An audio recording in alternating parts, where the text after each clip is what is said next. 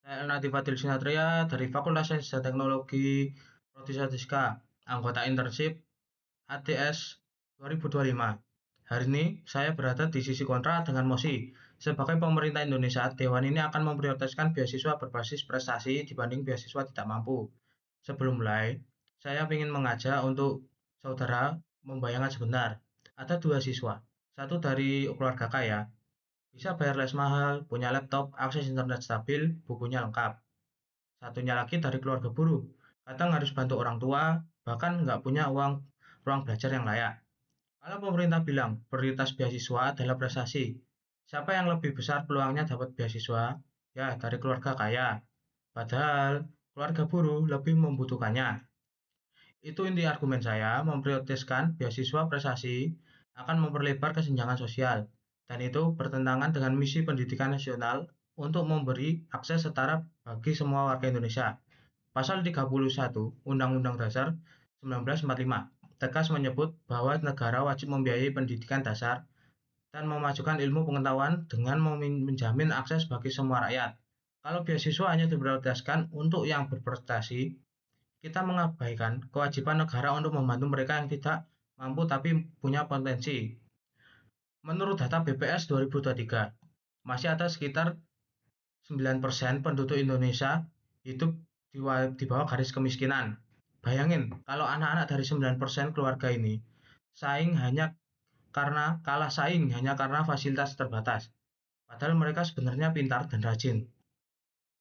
Prestasi sering diukur dari nilai akademik, sertifikat, lomba, atau IPK, tapi indikator itu sangat dipengaruhi oleh latar belakang ekonomi. Anak kaya lebih mudah ikut olimpiade, kursus bahasa asing, atau program pertukaran pelajar. Jadi kalau pemerintah hanya lihat prestasi, sistemnya bias ke kelompok yang menengah ke atas. Sebuah laporan dari Kompas 2022 menyoroti ketimpangan akses pendidikan, terutama di daerah 3T, tertinggal, terdepan, terluar, di mana siswa sering kesulitan bahkan untuk mendapatkan guru tetap. Kalau infrastrukturnya aja timpang, gimana bisa berharap mereka punya prestasi setara dengan siswa kota besar?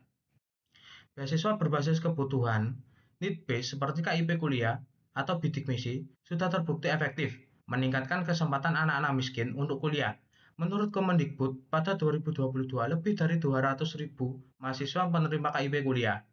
Banyak dari mereka adalah generasi pertama dari keluarganya yang bisa kuliah. Ini bukan sekedar bantuan, tapi pintu mobilitas sosial. Kalau generasi pertama ini berhasil, generasi setelahnya akan lebih mudah untuk berprestasi. Jika bilang kata jika katakanlah kalau kita fokus ke prestasi, kita bisa meningkatkan kualitas SDM yang lebih cepat. Benar. Tapi kualitas SDM bukan hanya soal segelintir orang berprestasi. Bangsa ini butuh pemerataan kualitas. Kalau hanya mendukung yang sudah unggul, gap antara si pintar dan si tertinggal makin besar. Dan katakanlah lagi, beasiswa prestasi mendorong meritokrasi. Faktanya meritokrasi di Indonesia belum berjalan murni. Anak dari keluarga kaya sudah start jauh di depan.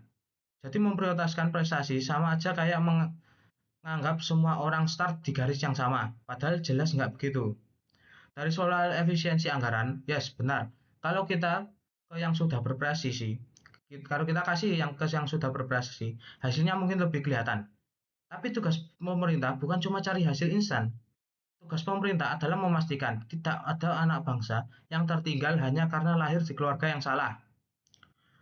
Survei OECD PISA 2018 menunjukkan bahwa faktor ekonomi keluarga punya pengaruh besar terhadap capaian akademik siswa Indonesia.